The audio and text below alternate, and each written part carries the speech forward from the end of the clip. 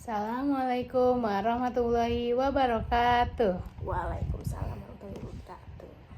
Perkenalkan, nama saya Nailil Magfiro dan rekan saya.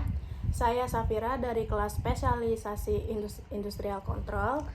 Jadi di sini saya akan mempresentasikan algoritma dan flowchart alarm gerak otomatis berbasis aplikasi dan cara kerjanya kepada Safira.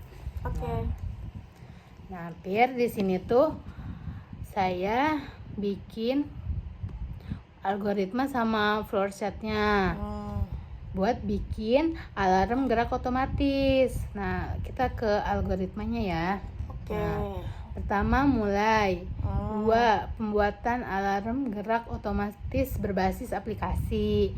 Nah, yang ketiganya siapkan komponen. Nah, yang keempat rakit komponen dan kelima menulis program di Arduino IDE. Nah, yang keenam hubungkan ke aplikasi by link dan Wi-Fi. 7. Uji rangkaian dan 8 selesai. Nah, kita lanjut ke flowchartnya ya. Nah, di sini pertama start, kan harus ada start kan. Start, terus habis itu lanjut ke alat-alat yang dibutuhkan. Nah, selanjutnya rangkaian alarm gerak otomatis berbasis aplikasi. Nah, lanjut kita memprogram di Arduino ID dan diupload. Nah, kita hubungkan ke aplikasi by link dan Wi-Fi-nya. Nah, lanjut sensor berhasil mendeteksi. Kalau tidak mendeteksi jadi kita ulang lagi ke memprogram. Nah, kalau sensornya berhasil, kita berarti alat berhasil kan dan mendeteksi gerak. Nah, nanti tuh alatnya mendeteksi gerak gitu loh. Nah, habis itu end kan. Habis itu end.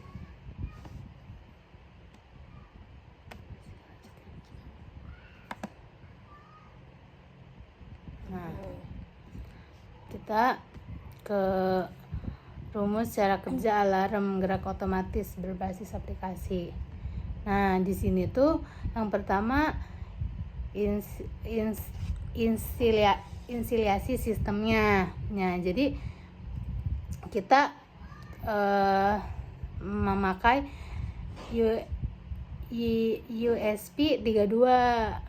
Nah, pertama kali dinyalakan alat akan secara otomatis. Pokoknya nanti dinyalakan tuh kayak otomatis gitu loh si USB ini. Nah, menghubungkan ke jaringan WiFi. Nah, selanjutnya terhubung ke server by link dengan out token kan. Menyimpan pin-pin digital untuk sensor peer dan buzzer. Jadi di sini tuh saya memakai sensor peer sebagai input dan buzzer sebagai output. Nah, pemantauan geraknya itu sensor peer akan terus memantau lingkungan untuk mendeteksi adanya perubahan yang disebabkan oleh penggerak manusia atau hewan. Nah, selama tidak ada gerakan, sistem tetapi dalam keadaan siaga dan buzzer tidak aktif.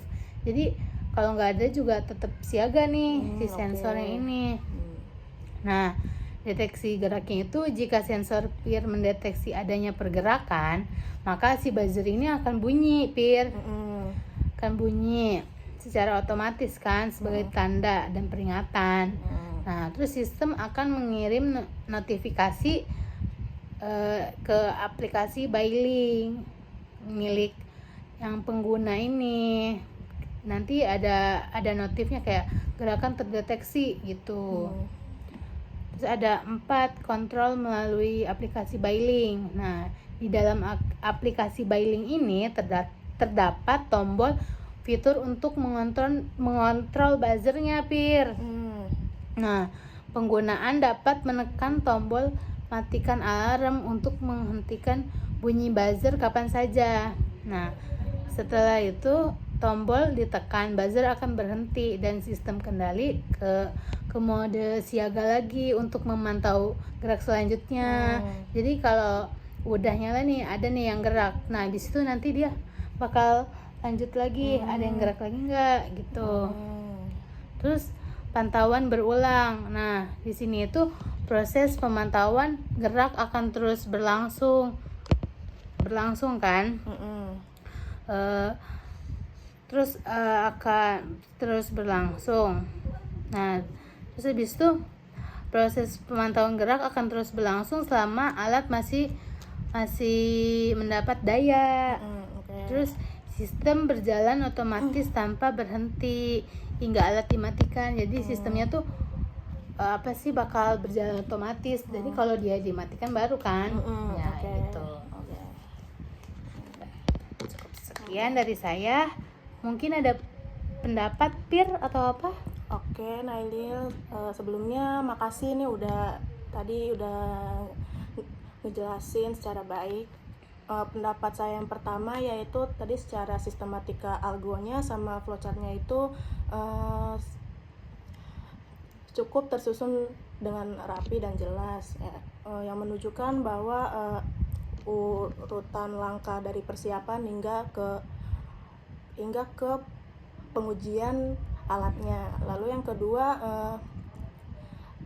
tadi materinya sudah dijelaskan juga sama Nailil, bahwasannya untuk terutama di fungsi sensornya yang akan aktif